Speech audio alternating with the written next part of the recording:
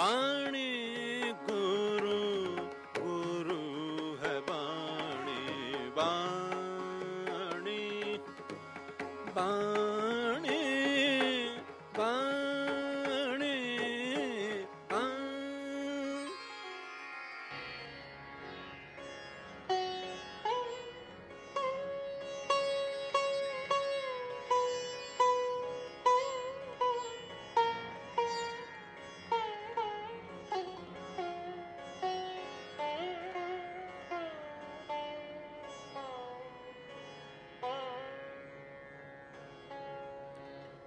ऐसे राम ऐसे है राम, ऐसे राम ऐसे है राम, ऐसे राम ऐसे है राम।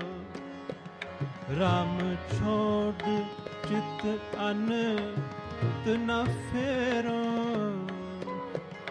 राम छोड़ चित अनंत न फेरो। ऐसे राम ऐसे हेरो, ऐसे राम ऐसे हेरो।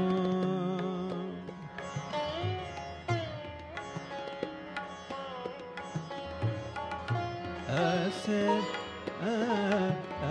ऐसे ऐसे ऐसे ऐसे राम ऐसे है राम, ऐसे राम ऐसे है राम। राम छोड़ चित अनंत न फेरो, राम छोड़ चित अनंत न फेरो। ऐसे राम ऐसे गम पम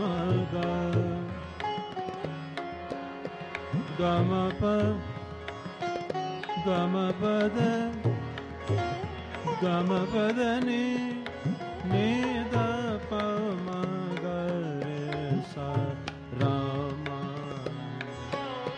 ऐसे है राम, ऐसे राम ऐसे है राम।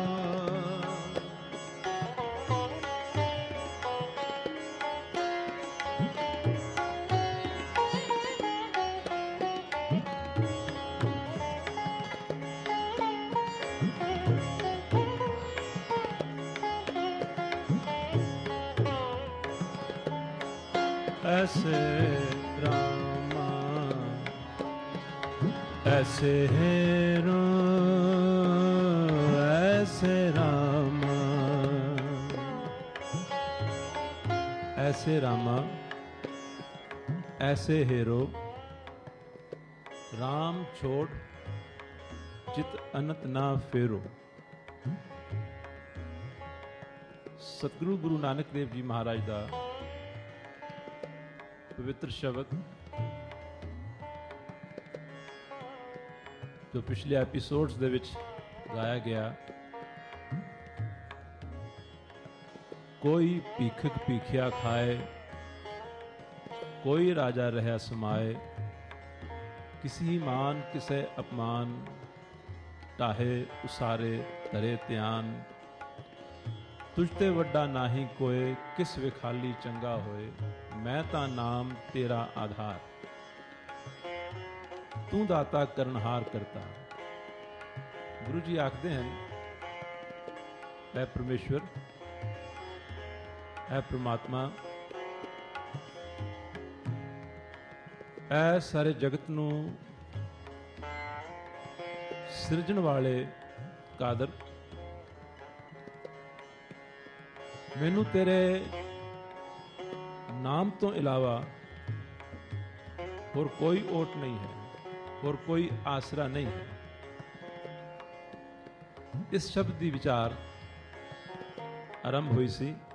अज इस शब्द की जो पहली कड़ी है, उस पहली कड़ी दे विच सतगुरु गुरु नानक देव जी महाराज ये फरमाते हैं, कोई भीखक भीखिया खाए, कोई राजा रहा समाए, किसी मान किसे अपमान, ढाहे उसारे तरे ध्यान। आओ हुण इसनूं थोड़ा खोलीए। जो इसका साइकोलॉजिकल पार्ट है इन्हां चारां पंक्तियां दा, इन आवर मॉडर्न टर्मिनोलॉजी और in the language which a layman understands, ਉਸ ਦੇ ਵਿੱਚ ਗੁਰੂ ਜੀ ਦਾ ਇਸ ਦੇ ਵਿੱਚ ਸੁਨੇਹਾ ਕੀ ਹੈ, ਮੈਸੇਜ ਕੀ ਹੈ, ਕੀ ਤਬਦੀਲੀ ਸਾਡੇ ਚੋਂ ਲਿਆਉਣੀ ਚਾਹੁੰਦੇ ਹਨ, ਕੀ ਕਰੈਕਟ ਕਰਨਾ ਚਾਹੁੰਦੇ ਹਨ, ਕਿੱਥੇ ਸਾਨੂੰ ਉਹ ਸਾਡੀ ਡਿਵੈਲਪਮੈਂਟ ਜੋ ਹੈ ਉਹ ਫਰਦਰ ਜੋ ਹੈ ਉਸਨੂੰ ਕਰਨਾ ਚਾਹੁੰਦੇ ਹਨ। तो इन्हां चारां पंक्तियां दे विचों बहुत ध्यान नाल लिखिए, दो चीज़ां स्पष्ट तौर ते सामने आंदियां हैं। कोई भीखक भीखिया खाए,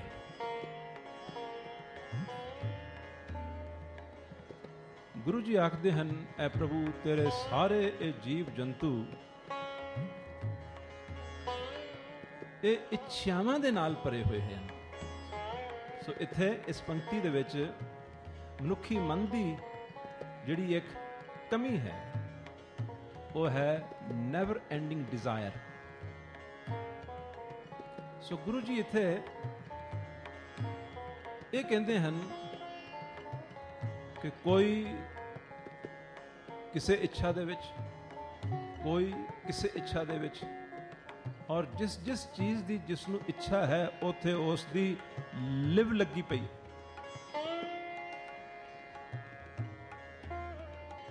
उस इच्छा दे विच ओ खोया पिया, या इस तरह आखिए कि उस इच्छा दे विच ओ बाकी तमाम कुदरत वालों सृष्टि वालों सौ गया। उसकी इतनी गहरी इच्छा ने उसनों अपने ग्रिप दे विच ले लिया। अत्यंत जीव हन, गुरु जी कहते हैं, कोई भीखक भीखिया खाए। कोई तो मतलब कोई कोई नहीं, अनंत बेहिसाब लोग उस चीज़ में जो गुरु बाबा जी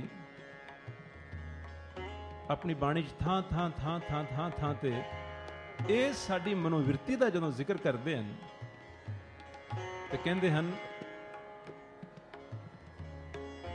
काम क्रोध बिख भूख प्यासा। इसको संगीत दे विच सुनिए। काम क्रोध बिख भूख प्यासा, काम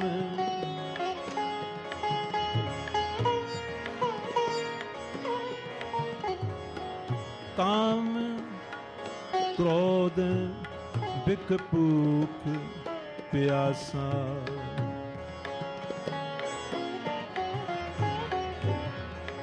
काम क्रोध बिख भूख प्यासा,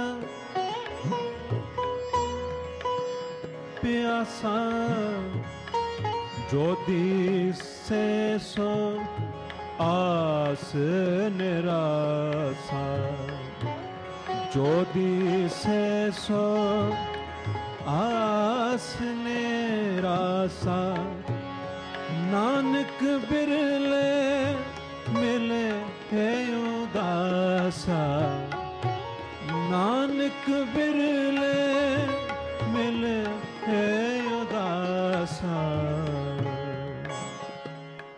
काम क्रोध बिख भूख प्यासा, इच्छा अनंत लोग हन कहते जो ਜਿਨ੍ਹਾਂ ਦੇ ਜੀਵਨ, ਜਿਨ੍ਹਾਂ ਦੀਆਂ ਮਨੋਵਿਰਤੀਆਂ ਨੂੰ ਹੋਰ ਕੁਝ ਨਹੀਂ ਸੁਝਦਾ। ਉਹ ਪਰਚੇ ਪਏ ਹਨ, ਉਹ ਡੁੱਬੇ ਪਏ ਹਨ, ਉਹ ਲਿਵਲੀਨ ਹੋਏ ਪਏ ਹਨ, ਕੋਈ ਕਿਸੇ ਇੱਛਾ ਦੇ ਵਿੱਚ, ਕੋਈ ਕਿਸੇ ਇੱਛਾ ਦੇ ਵਿੱਚ, ਕੋਈ ਕਿਸੇ ਇੱਛਾ ਦੇ ਵਿੱਚ। ਇਸ ਦਾ ਵਿਸਥਾਰ ਕਰੀਏ ਤੇ ਇਸ ਦਾ ਕੋਈ ਅੰਤ ਨਹੀਂ। ਔਰ ਜਿਸ ਜਿਸ ਇੱਛਾ ਦੇ ਵਿੱਚ ਕੋਈ ਤਲੀਨ ਹੈ, ਜਿਸ ਜਿਸ ਇੱਛਾ ਦੇ ਵਿੱਚ ਕੋਈ ਗਰਕ ਹੈ, ਡੁੱਬਿਆ ਪਿਆ ਹੈ, ਉਹ ਉਸੇ ਹੀ ਇੱਛਾ ਦੀ ਭੀਖ ਮੰਗ ਰਿਹਾ ਹੈ ਪ੍ਰਮਾਤਮਾ ਤੋਂ ਕਿ ਮੈਨੂੰ ਆ ਦੇ, ਆ ਦੇ, ਆ ਦੇ।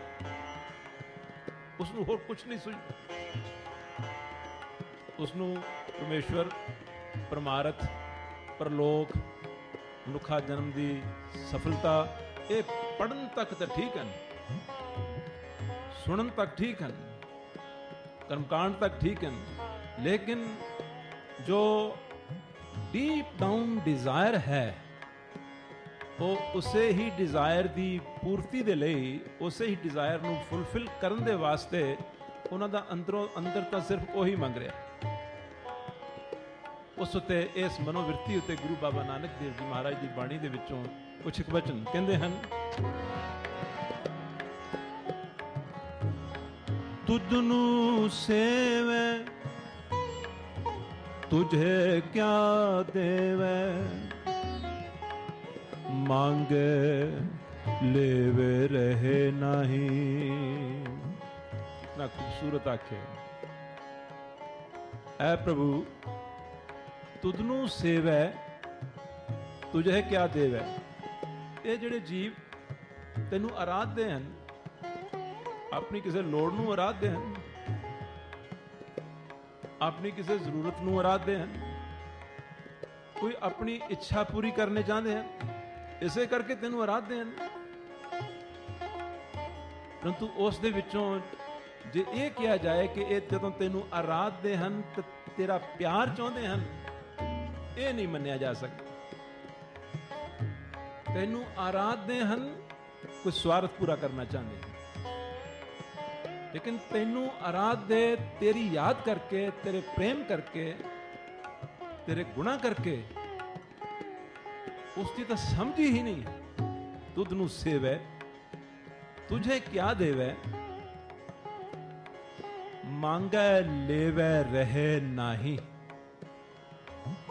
कहंदे तैनू ये की दिंदे हैं, तैनू ते ये प्रेम भी नहीं दिंदे,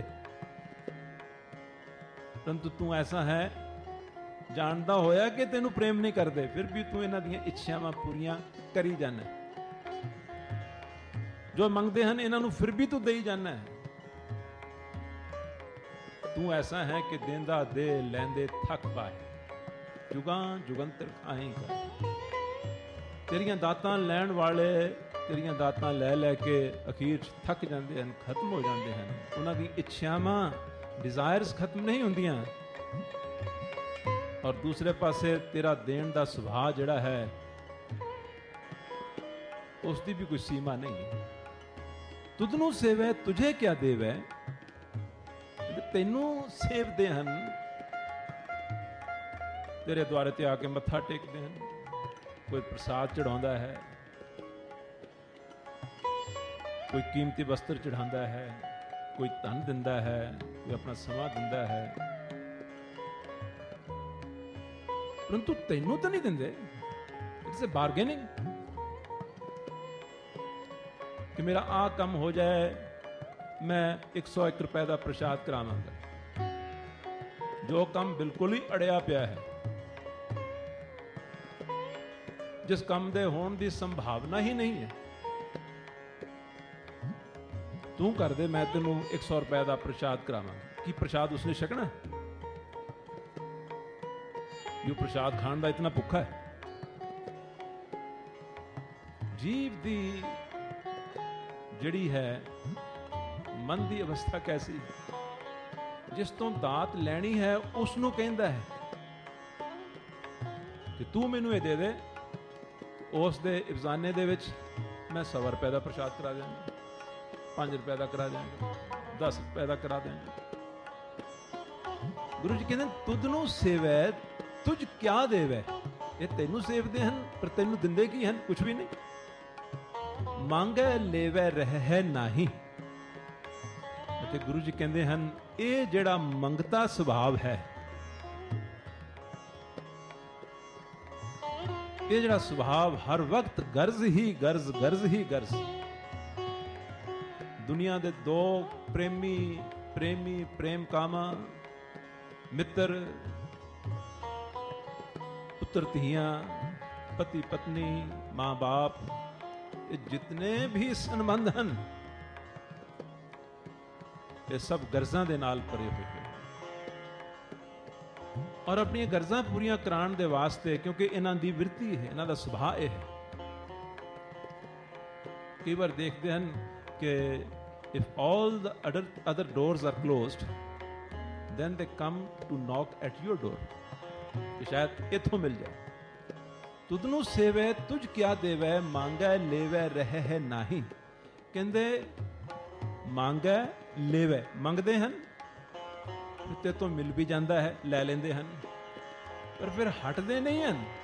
ਉਸ ਤੋਂ ਬਾਅਦ ਕੋਈ ਹੋਰ ਮੰਗ ਖੜੀ ਹੋ ਜਾਂਦੀ, ਉਸ ਤੋਂ ਬਾਅਦ ਕੋਈ ਹੋਰ ਮੰਗ ਖੜੀ ਹੋ ਜਾਂਦੀ, ਉਸ ਤੋਂ ਬਾਅਦ ਕੋਈ ਹੋਰ ਮੰਗ ਖੜੀ ਹੋ ਜਾਂਦੀ ਹੈ।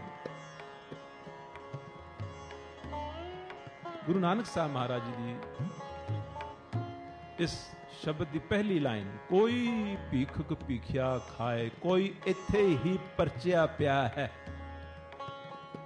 ਉਸ ਦਾ ਇਵੋਲੂਸ਼ਨ, ਉਸ ਦਾ ਵਿਕਾਸ ਅਗਾਂਹ ਕਿਵੇਂ ਹੋਵੇ ਜਦੋਂ ਉਹ ਆਪਣੇ ਮਨ ਦੀਆਂ ਜਿਹੜੀਆਂ ਖਾਸ਼ਾਤ ਦੇ ਵਿੱਚ ਹੀ ਫਸਿਆ ਪਿਆ ਹੈ, ਕੋਈ ਇੱਥੇ ਟਿਕਿਆ ਪਿਆ ਹੈ। ਕੋਈ ਭੀਖਕ ਭੀਖਿਆ ਖਾਏ। ਇੱਕ ਬਚਨ ਦੇ ਵਿੱਚ ਹੋਰ ਗੁਰੂ ਬਾਬਾ ਜੀ ਆਖਦੇ ਹਨ, ਕਹਿੰਦੇ ਹਨ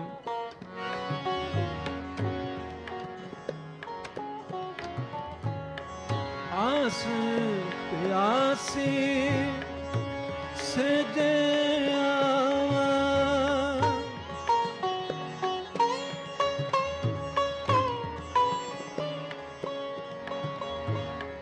ਆਸ ਪਿਆਸੀ ਸਜੇ ਆਵਾ,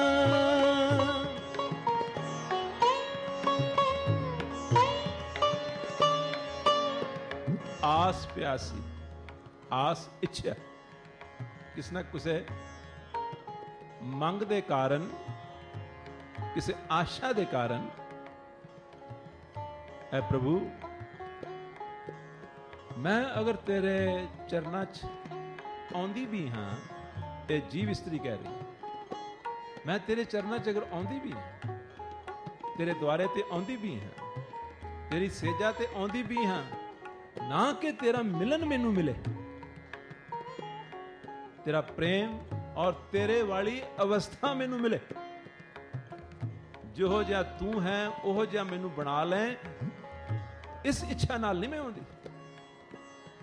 ਜਿਹੋ ਜਿਹੀ ਮੈਂ ਹਾਂ ਉਸੇ ਤਰ੍ਹਾਂ ਦੀ ਬਣੀ ਰਹਾ, ਔਰ ਤੂੰ ਵੀ ਮੈਨੂੰ ਕਦੇ ਇਹ ਹਦਾਇਤ ਨਾ ਕਰੇ ਕਿ ਜਿਸ ਤਰ੍ਹਾਂ ਦੀ ਹੈ ਇਸ ਨੂੰ ਬਦਲ, ਔਰ ਜਿਸ ਤਰ੍ਹਾਂ ਦਾ ਮੈਂ ਹਾਂ ਉਸ ਤਰ੍ਹਾਂ ਦੀ ਬਣ। ਉਹ ਮੈਨੂੰ ਅੱਛਾ ਨਹੀਂ ਲੱਗਦਾ। ਆਸ ਪਿਆਸੀ ਸੇ ਜਯਾਵਾਂ, ਮੈਂ ਤਾਂ ਕਿਸੇ ਆਸ਼ਾ ਦੀ ਪਿਆਸੀ ਹੋਈ ਤੇਰੀ ਸੇਜਾ ਉੱਤੇ ਆਉਣੀ ਹਾਂ। ਇਹ ਹੈ ਬੈਗਿੰਗ ਮਾਈਂਡ।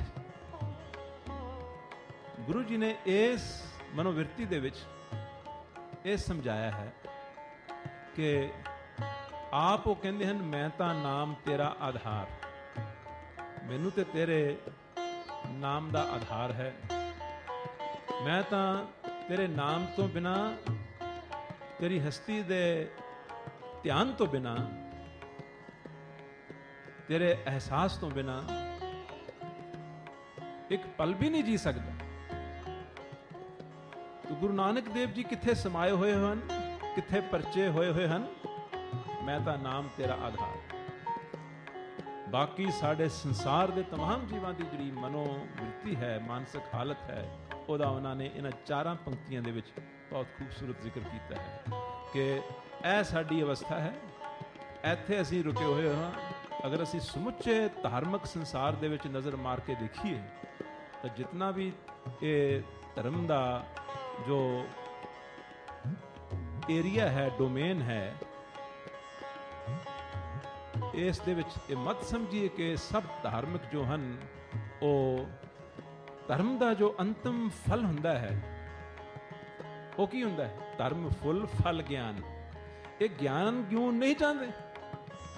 ਗਿਆਨ ਦੇ ਨਾਲ ਇਹਨਾਂ ਨੂੰ ਕੋਈ ਵਾਸਤਾ ਨਹੀਂ ਹੈ। ਇਹ तमाम ਧਾਰਮਿਕ ਜੋ ਹਨ ਆਪਣੀਆਂ ਸੁਖਣਾ ਸੁਖੀਆਂ ਹੋਈਆਂ ਪੂਰੀਆਂ ਹੋ ਜਾਣ, ਆਪਣੀਆਂ ਮੰਨਤਾਂ ਮੰਨੀਆਂ ਹੋਈਆਂ ਉਹ ਪੂਰੀਆਂ ਹੋ ਜਾਣ, ਆਪਣੀਆਂ ਮੁਰਾਦਾਂ ਮੰਨੀਆਂ ਹੋਈਆਂ ਜੋ ਚਾਹੁੰਦੇ ਹਨ ਉਹ ਪੂਰੀਆਂ ਹੋ ਜਾਣ।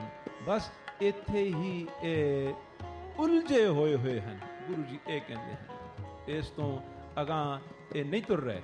ਕੋਈ ਭੀਖਕ ਭੀਖਿਆ ਖਾਏ। ਸੋ ਇਹ 4 ਲਾਈਨਾਂ ਦਾ ਹੁਣ ਵਿਸਥਾਰ ਹੋਏਗਾ। ਪਹਿਲੀ ਲਾਈਨ ਦੇ ਵਿੱਚ ਹੀ ਗੁਰੂ ਜੀ ਆਖਦੇ ਹਨ ਕਿ ਸੰਸਾਰ ਦੇ ਅਤਿਅੰਤ ਜੀਵ ਕਿੱਥੇ ਉਲਝੇ ਹੋਏ ਹਨ, ਕਿੱਥੇ ਰੁਕੇ ਹੋਏ ਹਨ, ਕਿੱਥੇ ਅਟਕੇ ਹੋਏ ਹਨ, ਕਿੱਥੇ ਸਟਕ ਹਨ। ਇਹਨਾਂ ਦੀ ਉન્નਤੀ, ਵਿਕਾਸ, ਪ੍ਰੋਗਰੈਸ ਕਿੱਥੇ ਰੁਕੀ ਪਈ ਹੈ? ਗੁਰੂ ਜੀ ਕਹਿੰਦੇ ਉਹ ਹੈ ਇਹਨਾਂ ਦੀਆਂ ਜੋ ਮਾਨਸਿਕ ਇੱਛਾਵਾਂ ਹਨ। ਜੋ ਮਨ ਚਾਹੁੰਦਾ ਹੈ ਬਸ ਉਹ ਹੋ ਜਾਏ, ਚਾਹੇ ਉਹ ਪਾਪ ਹੀ ਕਿਉਂ ਨਾ ਹੋਵੇ, ਚਾਹੇ ਉਹ ਸਰਾਸਰ ਗਲਤੀ ਕਿਉਂ ਨਾ ਹੋਵੇ, ਪਰ ਜੋ ਮਨ ਮੇਰਾ ਚਾਹੁੰਦਾ ਹੈ ਇਹ ਸਭ ਤੇ ਤੋਂ ਉਹ ਮੰਗਦੇ ਹਨ। ਇਹ ਹੈ ਇਹਨਾਂ ਦਾ ਧਰਮ, ਇਹ ਹੈ ਇਹਨਾਂ ਦੀ ਰੂਹਾਨੀਅਤ, ਇਹ ਹੈ ਇਹਨਾਂ ਦਾ ਪਰਮਾਰਥ। ਗੁਰੂ ਜੀ ਆਖਦੇ ਹਨ ਇਸ ਸ਼ਬਦ ਦੇ ਵਿੱਚ, ਕੋਈ ਭੀਖਕ ਭੀਖਿਆ ਖਾਏ, ਕੋਈ ਰਾਜਾ ਰਹਿਆ ਸਮਾਏ, ਕਿ ਇਹ ਜੋ ਹਨ ਇੱਛਾਵਾਂ ਦੇ ਨਾਲ ਭਰੇ ਹੋਏ ਹਨ। ਕੋਈ ਰਾਜਾ ਰਹਿਆ ਸਮਾਏ, ਇੱਥੇ ਜ਼ਿਕਰ ਕੀਤਾ ਹੈ ਅਤ੍ਰਿਪਤੀ ਦਾ। ਅਤ੍ਰਿਪਤੀ, ਅਨਫੁਲਫਿਲਡ ਮਾਈਂਡ। बेशक पदार्थ बेअंत मिल जाए, लेकिन इत्थे एक रोग है। बेशक लोड़ तो करोड़ां गुणा ज्यादा वध अपने पास होवे, लेकिन ये उस दे नाल रजदा नहीं। पहली लाइन सी कि बहुत सारियां अनफुलफिल्ड डिजायर्स हन। दोनों लाइनां च बड़ा अंतर है। बहुत सारियां अनफुलफिल्ड डिजायर्स हन। ਇਹ ਚਾਹੁੰਦੇ ਹਨ ਤੇ ਤੋਂ ਮੰਗ ਕੇ ਉਹ ਪੂਰੀਆਂ ਹੋ ਜਾਣ। ਦੂਸਰੀ ਲਾਈਨ ਦੇ ਵਿੱਚ ਕਈ ਹਨ ਜਿਨ੍ਹਾਂ ਦੇ ਕੋਲ ਸਭ ਕੁਝ ਹੈ। ਰਾਜੇ ਦੀ ਸਿਮਲੀ ਦਿੱਤੀ ਹੈ। ਰਾਜੇ ਕੋਲ ਕਿਸ ਚੀਜ਼ ਦੀ ਕਮੀ ਹੁੰਦੀ ਹੈ? ਰਾਜੇ ਕੋਲ ਤੇ ਕੋਈ ਕਮੀ ਨਹੀਂ ਹੁੰਦੀ। ਅਗਰ ਦੁਨਿਆਵੀ ਹਿਸਾਬ ਨਾਲ ਦੇਖੀਏ ਤੇ ਇੱਕ ਬਾਦਸ਼ਾਹ ਜੋ ਚਾਹੇ ਉਸ ਨੂੰ ਫੌਰਨ ਅਵੇਲੇਬਲ ਹੋ ਸਕਦਾ, ਫਿਰ ਉਹ ਤਾਂ ਤ੍ਰਿਪਤ ਹੋਣਾ ਚਾਹੀਦਾ ਹੈ, ਉਹ ਤਾਂ ਫੁੱਲਫਿਲਡ ਹੋਣਾ ਚਾਹੀਦਾ ਹੈ। ਮਨ ਦਾ ਦੂਸਰਾ ਰੋਗ ਜੋ ਹੈ ਉਹ ਇਹ ਹੈ ਕਿ ਜਿਨ੍ਹਾਂ ਦੇ ਕੋਲ ਸਭ ਕੁਝ ਵੀ ਆ ਗਿਆ, ਗੁਰੂ ਜੀ ਕਹਿੰਦੇ ਹਨ ਉਹ ਰਾਜਾ ਰਹਿਆ ਸਮਾਏ। ਰਾਜ ਕਰਨ ਦੀ ਜਿਹੜੀ ਪ੍ਰਬਲ ਇੱਛਾ ਹੈ, ਹੰਗਰ ਹੈ, ਉਹਦੇ ਵਿੱਚ ਹੀ ਉਹ ਡੁੱਬਿਆ ਪਿਆ ਹੈ। ਉਹ ਉਸ ਦੀ ਖਤਮ ਹੋਣ ਦਾ ਨਾਂ ਨਹੀਂ ਲੈਂਦੀ। ਸੋ ਇਹਨਾਂ ਦੋ ਪੰਕਤੀਆਂ ਤੋਂ ਸਾਡੇ ਸਾਹਮਣੇ ਇਹ ਪਹਿਲੂ ਸਾਹਮਣੇ ਆਇਆ ਹੈ ਕਿ ਇੱਛਾ ਅਤੇ ਅਨਫੁਲਫਿਲਡ ਸਟੇਟ ਆਫ ਮਾਈਂਡ। ਹੁਣ ਅਸੀਂ ਸੁਣਿਆ ਸਭਨਾਂ ਨੇ, ਜਿਤਨੇ ਵੀ ਇਸ ਕੀਰਤਨ ਨੂੰ, ਇਸ ਐਪੀਸੋਡ ਨੂੰ ਆਲ ਓਵਰ ਦਾ ਵਰਲਡ ਜਿੱਥੇ ਜਿੱਥੇ ਵੀ ਸੁਣ ਰਹੇ ਹਨ,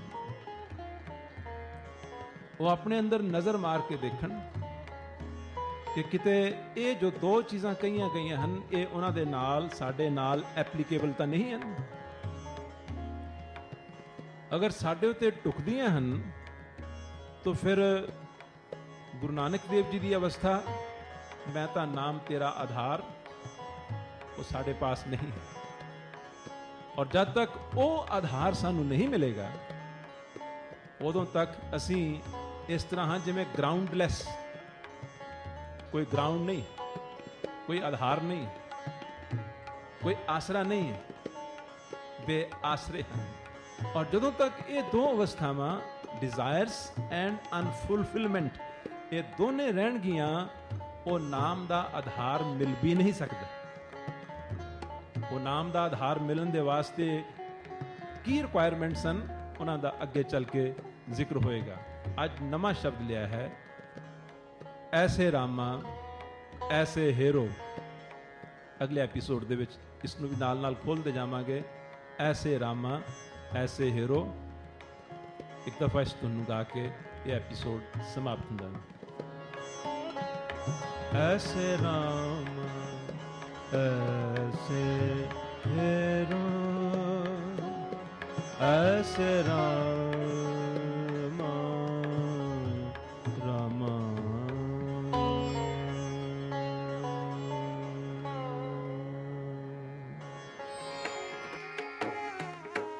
ਬਾਣੀ ਗੁਰੂ ਗੁਰੂ ਹੈ ਬਾਣੀ, ਬਾਣੀ ਬਾਣੀ